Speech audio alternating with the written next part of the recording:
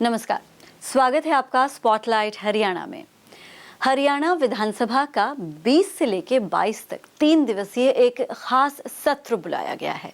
तो इस सत्र के बारे में बात करने के लिए हमारे साथ इस वक्त मौजूद हैं हरियाणा विधानसभा के स्पीकर और पंचकुला से विधायक श्री ज्ञानचंद गुप्ता जी। सबसे पहले उनका स्वागत करेंगे। बहुत बहुत स्वागत पीटीसी न्यूज़ में। बहुत बहुत धन्यवाद। सबसे पहले तो ये बताइए कि 20 से लेकर 22 ये जो 3 दिवसीय एक विशेष सत्र बुलाया गया है, इसकी अचानक जरूरत क्या पड़ी सर? देखिए वैशाली जी, मैं थोड़ा सा आपको करेक्ट करना चाहूँगा। ये अधिवेशन जो है हमारा वो 2 दिन का है। अच्छा। 20 तारीख और 21 तारीख को। 20 तारीख 22 को जो है हमारा वो ट्रेनिंग कैंप है। 20 और 21 तारीख को ये जो अधिवेशन बुलाया गया है, आर्टिकल 334 के तहत जो हमारी विधानसभाएं हैं या लोकसभा हैं, इनमें जो SC BC की सीट्स हैं उनकी रिजर्वेशन को 10 साल के बाद उसके अंदर एनहांसमेंट करनी पड़ती है या सदन से राय लेनी पड़ती है। तो लोकसभा ने ये बिल 10 दिसंबर को पास किया था और उसी की बिल की जो हम यहाँ पर उसकी वो जो उसको मंजूर करने के लिए या उसको पास करने के लिए आधी विधानसभाओं का पास करना जरूरी होता है। तो उस दृष्टि से ये जो सत्र है हमने बुलाया है, क्योंकि आर्टिकल 176 के तहत अगर पहले साल के पहली बैठक के अंदर साल के पहली विधानसभा की बैठक के अंदर राज्यपाल का अभिभाषण होना जरूरी होता है। तो उस दृष्टि से पहले राज्यपाल का अभिभाषण होगा, उसके बाद ये जो इस जो बिल को है हम पास करेंगे और उसके पश्चात जो राज्यसभा का राज्यपाल जी का अभिभाषण है उसके ऊपर चर्चा शुरू होगी और ये चर्चा 20 तारीख से लेकर 21 दोपहर तक 1 बजे तक रहेगी। तो उस दिन जो है उसके पश्चात 21 तारीख को लगभग 3 बजे से लेकर के 22 तारीख को शाम को 4 बजे तक जो हमारा प्रशिक्षण शिविर है या जो जिसको हम कह सकते हैं कि जो ये हमारा ट्रेनिंग का जो प्रोग्राम है विधायकों का ट्रेनिंग का कार्यक्रम जो है ये 2 दिन का रहेगा। और उसके अंदर हमें बड़ी खुशी है कि लोकसभा के जो स्पीकर हैं श्री ओम बिरला जी, उनका भी मार्गदर्शन हमें इस सत्र के अंदर मिलेगा, इस ट्रेनिंग कैंप के अंदर हमें मिलेगा। तो ये 1.5 दिन का सत्र है और 1.5 दिन का ये ट्रेनिंग कैंप। तो ओम बिरला जी आ रहे हैं, उसके अलावा और कोई गणमान्य किसी के आने का है जो विधायकों को ट्रेनिंग देंगे? 10 के 10 जो राज्यसभा लोकसभा के सांसद हैं और जो 5 राज्यसभा के सांसद हैं वो भी इस जो हमारा ट्रेनिंग कैंप है उसके अंदर मौजूद रहेंगे। और इसके अलावा भी हमने लोकसभा के सेक्रेटेरिएट से निवेदन किया है कि जो एक्सपर्ट जो हैं इस मामलों में, जो कार्यशैली के बारे में, जो विधानसभा के कार्यक्रमों के बारे में जो एक्सपर्ट्स हैं उनको भी भेजा जाए, ताकि हमारे जो विधानसभा के अंदर विधायक हैं उनको सुविधा हो सके, उनको आगे कार्य करने के अंदर प्रशिक्षण मिल सके। और आज हमारी विधानसभा में ये कह लीजिए कि आधे जो विधायक हैं पहली बार चुन करके आए हैं, इसलिए उनका प्रशिक्षण, उनकी कॉन्फिडेंस बिल्डिंग के लिए उनका प्रशिक्षण बहुत आवश्यक है। कार्यशैली को समझने के लिए भी जरूरी है। हाँ बिल्कुल, जो कार्यशैली है विधानसभा की उसकी जानकारी के लिए, उसको समझने के लिए, चाहे वो प्रश्न उत्तर काल है या कोई वो रेजोल्यूशन लेकर के आना चाहते हैं, तो उसके लिए उनकी ट्रेनिंग का ये हमने अरेंजमेंट किया है। राइट। सर, सिर्फ एक ही बिल, ये जो अनुसूचित जाति वाला जो आपने बोला, सिर्फ यही करना है या और कोई प्लान है आपका? देखिए इसके अलावा जैसे मैंने कहा कि राज्यपाल अभिभाषण होगा, उसके बाद राज्यपाल के अभिभाषण पर चर्चा होती है, वो चर्चा होगी। और अगर बिजनेस एडवाइजरी कमेटी जो हमारा जो ये काम है वो हम बिजनेस एडवाइजरी कमेटी के अंदर रखते हैं, वो चाहेगी तो कुछ और भी कार्य हो सकता है। अच्छा अच्छा अच्छा। एक विपक्ष का भी मुद्दा हम उठा ही लेते हैं, क्योंकि विपक्ष का इस बार भी, जैसे अभय चौटाला कह रहे हैं कि 3 दिन का सत्र बहुत छोटा है, इसमें तो विधायक कुछ कह ही नहीं पाएंगे। अगर कम से कम हफ्ते का सत्र होता था कि विधायक अपनी बात रख पाते, तो इस बार भी हमेशा की तरह इस बार भी है। नहीं, देखिए वैशाली जी, मैंने विधानसभा के अंदर भी कहा था कि अगर मीनिंगफुल चर्चा हो, विषयों के ऊपर चर्चा हो, मुद्दों के ऊपर चर्चा हो, तब तो सेशन चाहे 3 दिन की बजाय 30 दिन भी करना पड़े तो उसमें हमें कोई आपत्ति नहीं है। केवल राजनीति करने के लिए केवल हम समाचार पत्रों में या टीवी में ये जो अननेसेसरी मुद्दे उठाते रहें और उसका मैं समझता हूँ कि उनको फ़ायदा मिलता रहे या उनको जो चाह उनकी पूरी होती रहे, तो ऐसा नहीं है। अगर काम काज होगा, बिजनेस होगा, जो विधायक है वो किसी भी मुद्दे के ऊपर, बिल के ऊपर चर्चा करने चाहेंगे तो जितना समय चाहिएगा तो हम देंगे उनको। अच्छा, क्योंकि कल ही अभय जी की बाइट आई है, अभय चौटाला की, इसी बात पर कि हम अपनी बात रख नहीं पाते, और ये हमेशा का यही है। नहीं, हमारे मुताबिक टाइम नहीं मिलता, हमें बोलने नहीं दिया जाता। टाइम जो दिया जाता है जी, वो विधानसभा में चुने हुए सदस्यों के अनुपात पर दिया जाता है। किस पार्टी के कितने सदस्य हैं उसके अनुसार काम जो समय का बंटवारा किया जाता है। अब जिस पार्टी के 31 सदस्य हैं, जेजेपी या इंडियन नेशनल लोकदल का 1 सदस्य है, तो ऐसा तो नहीं ना हो सकता हम 31 के लोगों को जितना टाइम एक सदस्य की पार्टी को दे दें।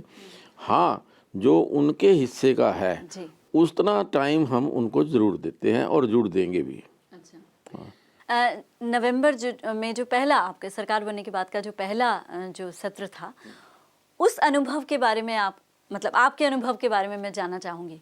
बतौर विधानसभा स्पीकर आप पहली बार बैठे और आपका कैसा अनुभव रहा, कैसा समर्थन आपको विधायकों से? देखिए, मैं समझता हूँ कि चाहे वो सत्ता पक्ष था चाहे विपक्ष था, मुझे इस बात की बड़ी खुशी है और मैं धन्यवादी भी हूँ। अच्छा, कि विपक्ष के मेरे साथियों का कि उनका पूरा समर्थन जो था उस सत्र के अंदर हर कार्य के अंदर उनका मिला। विशेष तौर पर जो नए चुनकर के सदस्य आए, उन सदस्यों ने कुछ इच्छा जाहिर की, जैसे वो सीखना चाहते हैं, बोलना चाहते हैं। और हमने भी, आपने देखा होगा कि एक दिन के अंदर अगर 27 लोग बोल रहे हैं तो उसमें से 22 जो विधानसभा के सदस्य हैं वो नए बोले हैं। मैंने कोशिश की है कि नए सदस्यों को ज़्यादा से ज़्यादा टाइम दिया जाए ताकि उनका प्रोत्साहन हो सके, वो चर्चा में भाग लेकर के कोई अच्छी सुझाव जो है वो दे सके। जी जी, जहाँ तक कांग्रेस की बात है, कांग्रेस का भी कहीं ना कहीं यही मुद्दा रहता है कि समान वक्त का जो बंटवारा है, जो आपने अभी कहा कि जितने हैं विधायक उसी हिसाब से मिलेगा।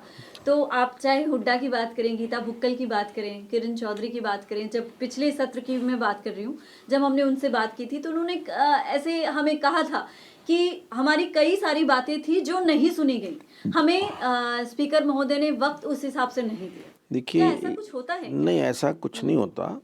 जो लीडर ऑफ अपोजिशन है या जो जिस पार्टी के वो विधायक हैं, उस पार्टी का जो नेता है वो हमें लिख कर के भेजता है कि आज हमारे यहाँ से 2 स्पीकर बोलेंगे, 4 बोलेंगे या 6 बोलेंगे। शायद उनको ये जानकारी, अब अगर 31 सदस्य हैं उनमें से मेरे पास चौधरी भूपेंद्र सिंह हुड्डा भेजते हैं कि ये हमारे 6 सदस्य बोलेंगे, लीडर ऑफ द अपोजिशन जो हैं, तो हमने 6 सदस्यों के बीच में बंटवारा करना है उस टाइम का। अगर वो कहेंगे कि बात रह जाती, वो अगर 2 सदस्य बोलने को कहेंगे तो 2 सदस्यों को ज़्यादा टाइम मिलेगा, 6 सदस्य होंगे तो कम मिलेगा, अगर 10 होंगे तो उससे भी कम मिलेगा। तो ये जो बंटवारा समय का है पार्टी की स्ट्रेंथ के अनुसार किया जाता है। एक छोटा सा ब्रेक ले रहे हैं सर। ब्रेक के बाद कुछ और मुद्दे और इसी सत्र से जुड़ी या फिर कार्रवाई के दौरान जो चीजें सामने आती हैं उससे जुड़ी कुछ और बातें ज्ञानचंद गुप्ता जी के साथ बने रहे हमारे साथ।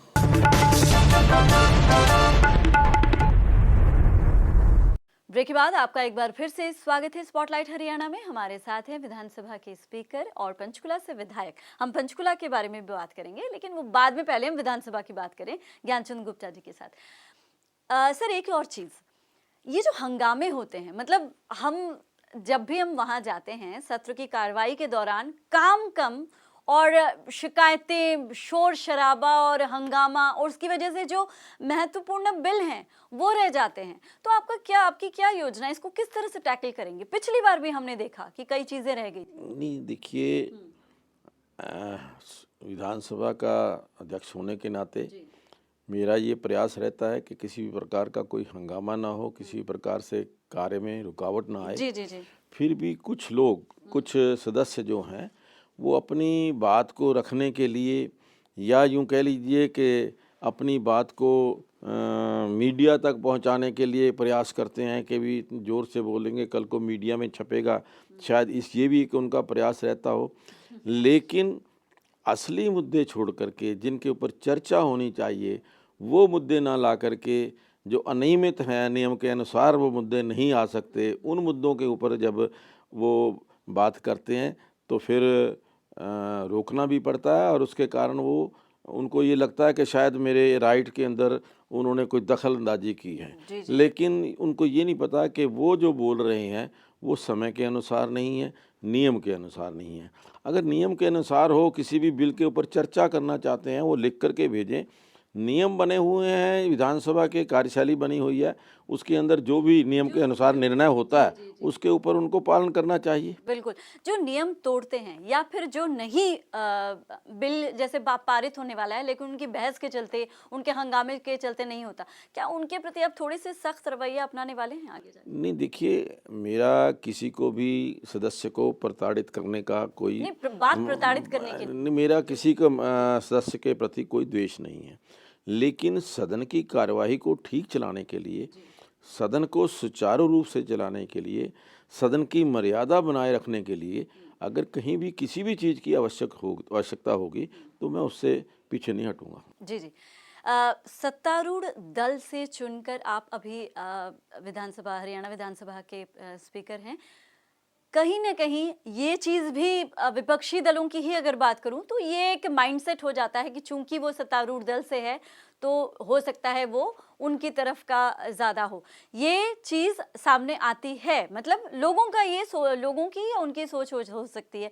तो इस सेंसिटिव इशू को हैंडल करने के लिए, आप पद की गरिमा को बनाए रखने के लिए आप क्या सोच रहे हैं? देखिए, जब मैं ये विधानसभा का अध्यक्ष चुना गया हूँ, अब मैं केवल 40 विधायकों का या भारतीय जनता पार्टी का स्पीकर नहीं हूँ। मैं अब 90 के 90 जो हमारे सदस्य हैं जी जी उनका अध्यक्ष हूँ, और 90 के 90 विधानसभा के जो सदस्य हैं उनके आदर मान की सुरक्षा करना, उनकी मर्यादा की सुरक्षा करना, उनके राइट्स की सुरक्षा करना, वो मेरा कर्तव्य है, और मैं करता आ रहा हूँ, फिर भी करता रहूँगा, चाहे वो विधानसभा के अंदर है, चाहे वो विधानसभा के बाहर है। हाँ, मतलब, और ये बात सर मुझे लगता है कि कहीं ना कहीं समझाने की भी ज़रूरत है कि जो चीज़ें ये बोलते हैं या जो विधायक बाहर आके बोलते हैं कि सत्तारूढ़ दल के साथ हैं तो नेचुरली उनकी तरफ थोड़ा सा कमज़ोर पक्ष नहीं, रहेगा। आपको कहीं नज़र नहीं आया, ना पीछे नज़र आया होगा, हाँ। और ना आगे कहीं नज़र आएगा इस पर। जी जी जी। अब हम, चूंकि आप पंचकुला से विधायक हैं तो इस बारे में भी बात करनी बनती है। पंचकुला, इस पूरे इलाके की जो समस्याएं हैं उसको लेकर नेचुरली अब दूसरी बार विधायक बन के आए हैं तो कहीं ना कहीं संतुष्टि है लोगों की, तभी उन्होंने आपको चुना है। क्या आपको लगता है कि इस बार जिन मुद्दों को लेकर पंचकुला से आप विधायक बने हैं या आपको चुना गया है, कुछ एक मुद्दे, एक बहुत मतलब ऐसे मुद्दे हैं जो बहुत गूढ़ मुद्दे हैं और बहुत दिनों से चले आ रहे हैं, उसके लिए आपने क्या सोचा हुआ है? कुछ बेसिक समस्याएं हैं पंचकुला की। देखिए, बिल्कुल आपने सही कहा वैशाली जी। मैंने इन्हीं चीज़ों का ख्याल रखते हुए जी पंचकूला के विकास के लिए पंचकूला डेवलपमेंट एडवाइजरी काउंसिल का गठन किया है। 36 लोगों की, 36 जो प्रोमिनेंट सिटीजन ऑफ पंचकूला हैं, वेरियस फील्ड्स के अंदर, चाहे वो चीफ इंजीनियर रिटायर हैं, IAS हैं, IPS हैं, IRS हैं, और जो हॉर्टिकल्चर के अंदर जिनका एक्सपर्टाइज है, विभिन्न क्षेत्रों के अंदर जो एक्सपर्ट लोग हैं उनकी एक एडवाइजरी कमेटी का गठन किया है। आज ही उस कमेटी की बैठक थी। उस जो एडवाइजरी कमेटी के माध्यम से जो भी लोगों की राय आएगी, जो भी लोगों की एडवाइस होगी, उस एडवाइस के ऊपर चलते हुए जो विकास के काम हैं वो कराएंगे। और जो विकास का पैसा, मैंने कहा है कि ये जो पैसा है कोई हमारा पैसा नहीं है, बिल्कुल सही। ये जनता का पैसा जनता की राय से जनता के कामों पर लगेगा, ये मेरा संकल्प है। जी, प्रमुख ऐसे कौन से मुद्दे हैं जिनको खास तौर पर आप इस बार ध्यान देने वाले हैं? देखिए, हमने कहा, देखिए अगले 5 साल के अंदर कुछ जो कार्य अधूरे रह गए थे, जैसे मसलन मैं निर्माणाधीन है, जो कार्य शुरू हो चुके हैं उन कार्यों को पूरा कराना है। जैसे national institute of fashion technology है, वो 60% के करीब बन चुका है, वो कंप्लीट होकर के, हाँ, एक बहुत बड़ा 150 करोड़ रुपए का प्रोजेक्ट है। इसके अलावा आयुष का जो है ऑल इंडिया इंस्टीट्यूट है वो बन रहा है। पॉलीटेक्निक का मल्टी स्किल सेंटर बन रहा है। इसके अलावा यहाँ पर सेक्टर 19 के अंदर रेलवे ओवरब्रिज बन रहा है। माता मनसा देवी के अंदर संस्कृत महाविद्यालय बन रहा है। ये सारे प्रोजेक्ट्स जो ऑनलाइन हैं, हरियाणा रोडवेज़ का डिपो बन रहा है। तो ये जो ऑनगोइंग प्रोजेक्ट्स हैं जो पहले से शुरू हुए हैं। लेकिन सबसे बड़ा मेरा अब की बार जो लक्ष्य है वो पंचकूला को स्मार्ट सिटी डिक्लेयर कराने का है। और उसके लिए जो स्वच्छता है, स्वच्छता को लेकर के लोगों के अंदर जागरूकता पैदा की जाए, लोगों को साथ लेकर के पंचकूला को स्वच्छ और सुंदर शहर बनाया जाए, ये मेरा प्रयास है। और आज हमने जो कहा है, हमने 6 क्षेत्रों के अंदर ये तय किया है कि इनके ऊपर पहले फोकस करेंगे। उसमें एजुकेशन है, हेल्थ है, स्पोर्ट्स है, इंडस्ट्री है, और ये जो क्लीनिनेस है, क्लीनिनेस एंड मेंटेनेंस है।